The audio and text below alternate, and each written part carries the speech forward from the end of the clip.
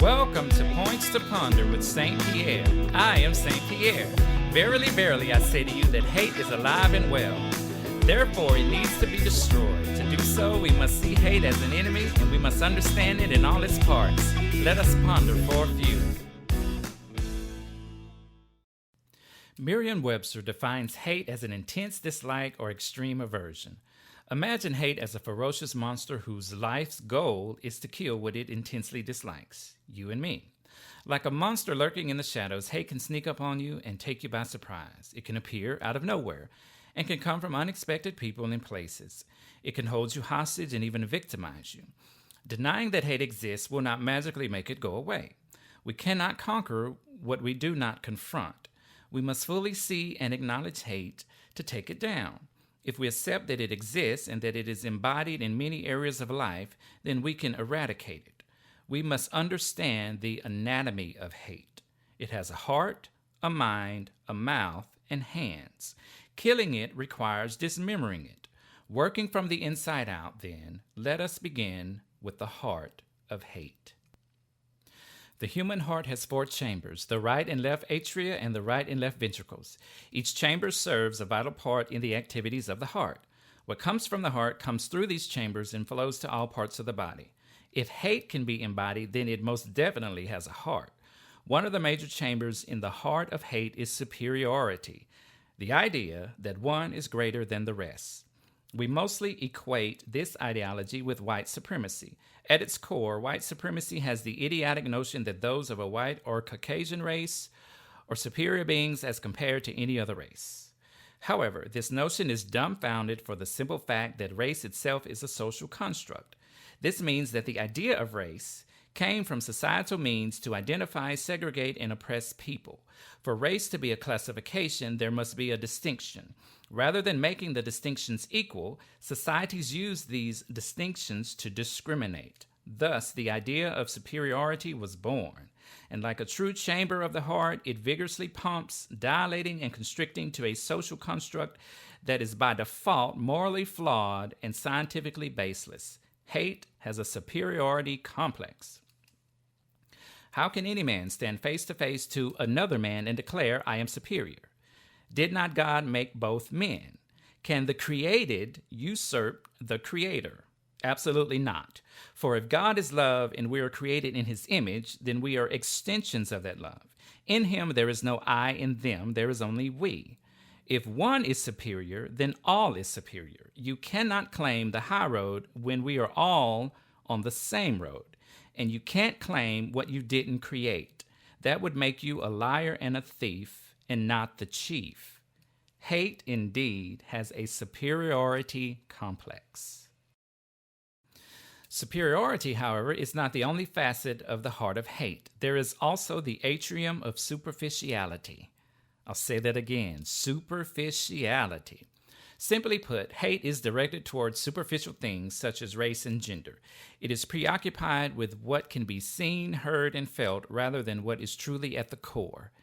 Hate majors in the visible differences as if the totality of the entity is evident in its pigment. Can you imagine such a thought process that leads one to believe that all red cars are the best and that all green cars should be destroyed? And because they are the best, that only red cars can park near the front entrance. All other colored cars must park in the far rear of the parking lot. How absurd, right? With no thought given to how the car is made, the engine, the bells and whistles, or even the manufacturer, a blanket statement that all red cars are the best would be certified ignorance.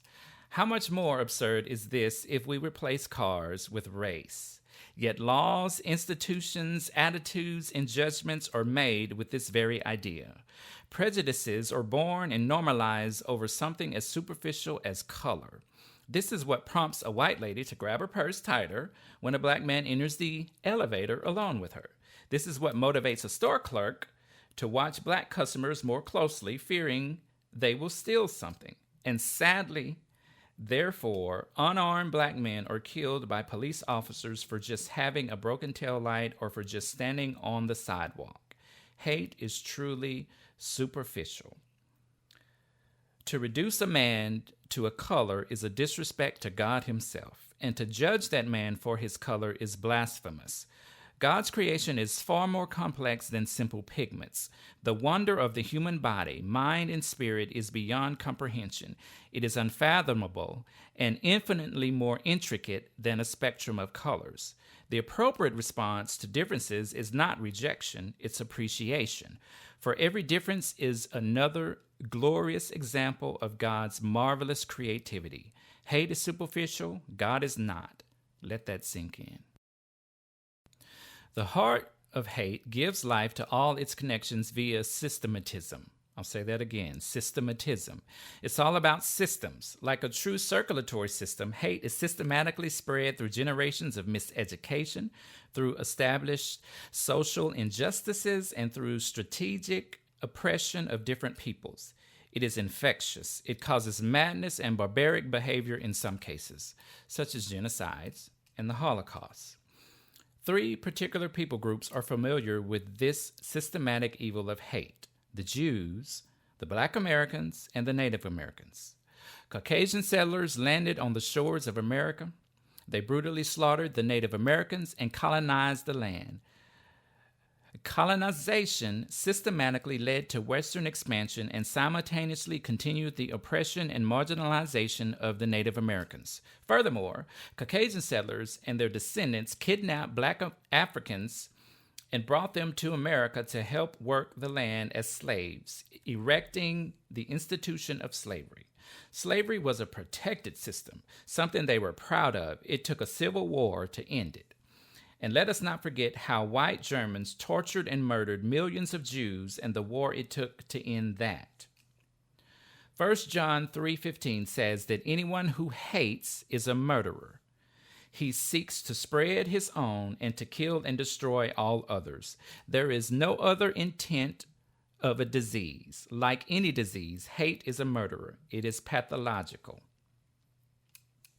Leaders and citizens of countries claim to be righteously rooted on principles of Jesus the Christ, yet every law and statute they erect says otherwise.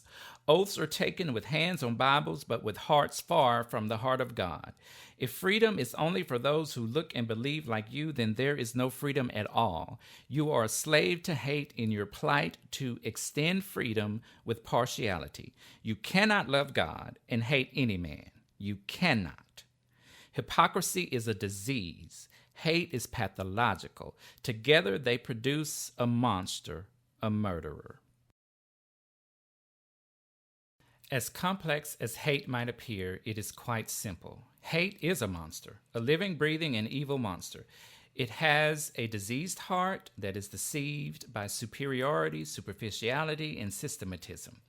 It affects every part of the body, replacing rational, compassionate thought with evil, treacherous unrighteousness. Like a rabid wild animal, it is not only detrimental to its host, but it is also deadly to those around it, leading to holocausts, genocides, and lynching. Sometimes it takes a war to end these atrocities. Sometimes it requires an act of God. Just ask an Egyptian pharaoh about that.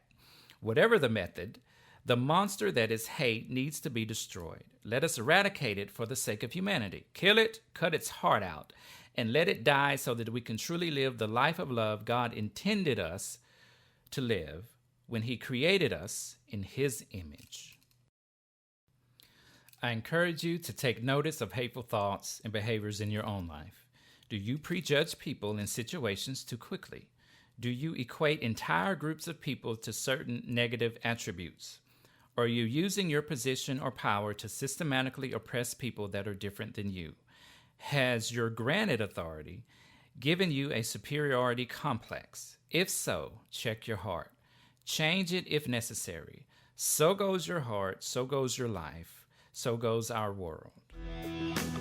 For music, encouragement, and more of the Points to Ponder podcast, visit www.pierrewilliams.com. Thanks for listening. Keep pondering. This is Saint Pierre.